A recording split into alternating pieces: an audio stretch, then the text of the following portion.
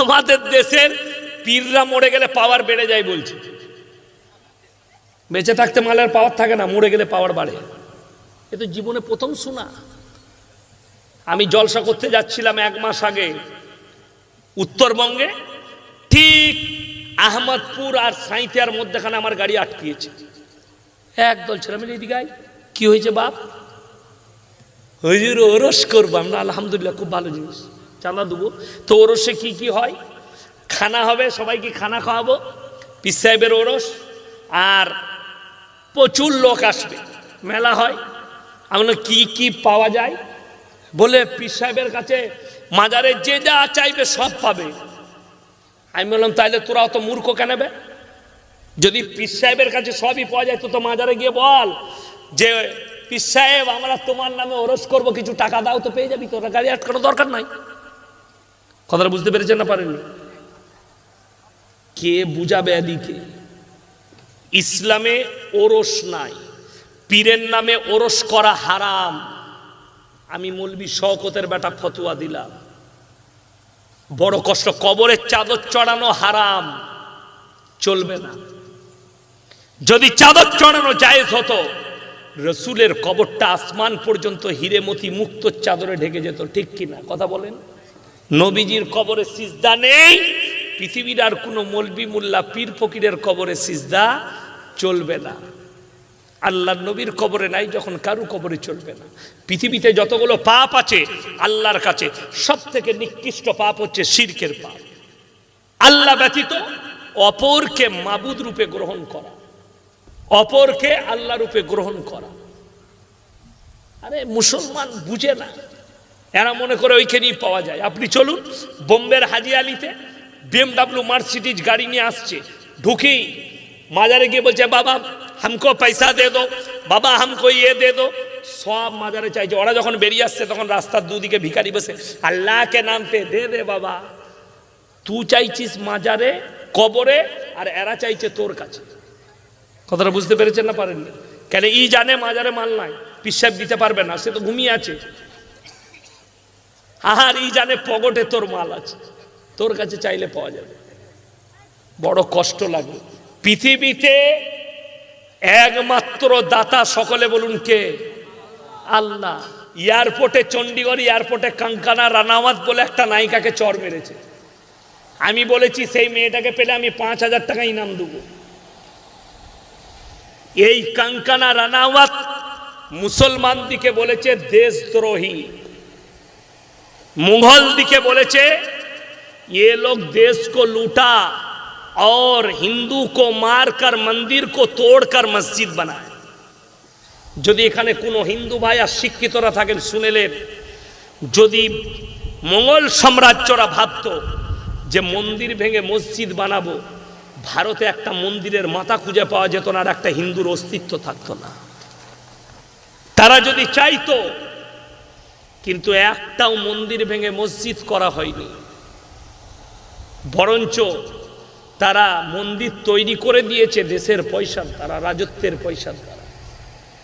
তাদের নামে বদনাম দিয়েছে এই মেয়েটা। কিষান যারা আন্দোলন করছিল, কিষানরা যারা বড় লোক আছেন শুনে যান, চাষিদের মাঝে মাঝে শকর আদায় করবেন। যারা আলু চাষ করছে, ধান চাষ করছে, আমাদের শকর আদায় করা দরকার। তারা চাষ করে, মেহনত করে, খাটে, তারপরে টাউনে চালটা পৌঁছায়। তাদের শকর আদায় করা দরকার। চাষ আবাদ যদি বন্ধ করে দেয়, টাউনের লোক আর খেতে পাবে না। ওই জন্যে কৃষকদের ওপরে একটা দয়া রাখবেন। আমি বাজারে গেলে শাক সবজি যাদের কাছে গরিব মানুষরা বসে, আমি দাম দর করি না। আমার গলসি বাজারে শুশুনি শাক বেশ ছিল। আমি গিয়ে বললাম, কই গো কাকিমা 2 বান্ডিল দাও। কত করে? বলে 10 টাকা। ওরা মানে 20 টাকা করে 40 টাকা দাও। আর একজন চাকরি করে, জানি না কিসের চাকরি করে, এসে বলছে 5 টাকাই হবে না? আমরা যতগুলো মাল আছে সব আমাকে ভর, ডবল দাম দেব। ওকে দিই না। হারামখোর ডাক্তারের কাছে গিয়ে হিসেব করতে পারে না। অনেক চাকরিজীবী আছে 100 গ্রাম কুমড়ো কিনে, 100 গ্রাম কুমড়ো। মাখি চুষ শরীয়তে আছে আল্লাহ মাল দিলে উপভোগ করবেন, কৃপণতা করবেন না, বাড়াবাড়ি করবেন না। আপনার ওয়াকাত আছে, আপনি 3 কিলো ওজনের মাছ কিনতে পারবেন, সেই মাছটাকে ঝুলিয়ে আনবেন না, কেটে কুচি কুচি করে নিয়ে আসুন, কেউ যেন না দেখতে পায়। গরিবের ছেলেরা দেখলে কষ্ট পাবে যে ওরা 3 কিলো মাছ এনেছে। ওই জন্য রসুলের হাদিস, মালটাকে লুকিয়ে নিয়ে যাও, খান, কে বললে খেতে পাবেন, আল্লাহ খাবার পয়সা দিয়েছে, খান। আর যারা মনে করছেন বেশি ভালো মন্দ খেলে টাকা শেষ হয়ে যায়, ভুল। টাকা শেষ হয় অপব্যয় আর অপচয় করলে। দুটো জিনিস কোরআনে আছে, অপব্যয় আর অপচয়। অপব্যয় কাকে বলে? অপব্যয় হচ্ছে সেই জিনিসটা ইসলাম বিরোধী কাজে টাকা খরচ করা, গানে বাজনায়, লোটোয়, আলকাপে, আপনার মদেতে, গাঁজাতে, বিভিন্ন রকম ইসলাম বিরোধী কাজে টাকা খরচ করলে কোরআনে আছে ইন্নাল মুবাদ্দিরিনা কানু ইখওয়ানাশ শায়াতিন ওয়া কানাশ শাইতানু লিরাব্বিহি কাফুরা। হে নবী, তাদেরকে বলে দাও, পৃথিবীর মানুষকে শুনিয়ে দাও যে যারা অপব্যয় করে তারা শয়তানের ভাই। ওই জন্য অপব্যয় করবেন না, অপচয় করবেন না। বিয়ে বাড়ি হোক, মাদ্রাসা হোক, বাড়িতে হোক, জলসাই হোক, খানা খেতে বসবেন, যেটুকু প্রয়োজন সেইটুকু নিবেন। প্লেট পরিষ্কার হয়ে গেল, আরো প্রয়োজন আরো একটু নেন, প্লেটটা পরিষ্কার করে খাও। একটা দানা যদি নষ্ট করে, সেই দানাটা আপনাকে বদদুয়া দিবে। ওই জন্য নবীজি সুন্নত, প্লেটটা চেটে খাও, পরিষ্কার করে, যতটা প্রয়োজন ততটা খাও। আমাদের দেশের পীররা মরে গেলে পাওয়ার বেড়ে যায় বলছে, বেঁচে থাকতে মালের পাওয়ার থাকে না, মরে গেলে পাওয়ার বাড়ে। এ তো জীবনে প্রথম শোনা।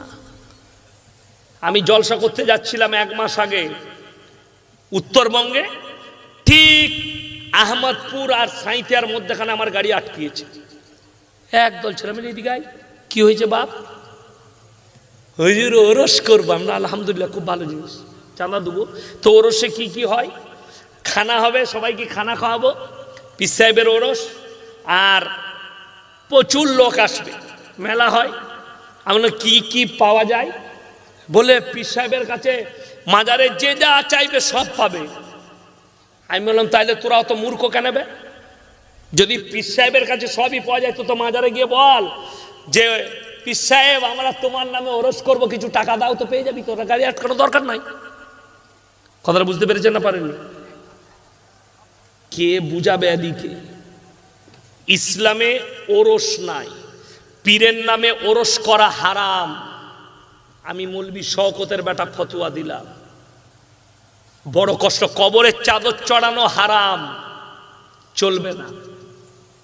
যদি চাদর চড়ানো জায়েজ হতো, রসুলের কবরটা আসমান পর্যন্ত হিরে মতি মুক্ত চাদরে ঢেকে যেত, ঠিক কিনা কথা বলেন? নবীজির কবরে সিজদা নেই, পৃথিবীর আর কোনো মৌলবি মোল্লা পীর ফকিরের কবরে সিজদা চলবে না। আল্লাহর নবীর কবরে নাই যখন, কারু কবরে চলবে না। পৃথিবীতে যতগুলো পাপ আছে আল্লাহর কাছে সব থেকে নিকৃষ্ট পাপ হচ্ছে শিরকের পাপ। আল্লাহ ব্যতীত অপরকে মাবুদ রূপে গ্রহণ করা, অপরকে আল্লাহ রূপে গ্রহণ করা। আরে মুসলমান বুঝে না, এরা মনে করে ওইখানেই পাওয়া যায়। আপনি চলুন বোম্বের হাজি আলিতে, BMW মার্সিডিজ গাড়ি নিয়ে আসছে, ঢুকেই মাজারে গিয়ে বলছে বাবা हमको पैसा दे दो, बाबा हमको ये दे दो। সব মাজারে চাইছে। ওরা যখন বেরিয়ে আসছে তখন রাস্তার দুদিকে ভিখারি বসে, আল্লাহ কে নাম পে দে দে বাবা। তুই চাইছিস মাজারে, কবরে, আর এরা চাইছে তোর কাছে। কথাটা বুঝতে পেরেছেন না পারেননি? কেন? ই জানে মাজারে মাল নাই, পিসাব দিতে পারবে না, সে তো ঘুমিয়ে আছে। আর ই জানে পকেটে তোর মাল আছে, তোর কাছে চাইলে পাওয়া যাবে। বড় কষ্ট লাগবে।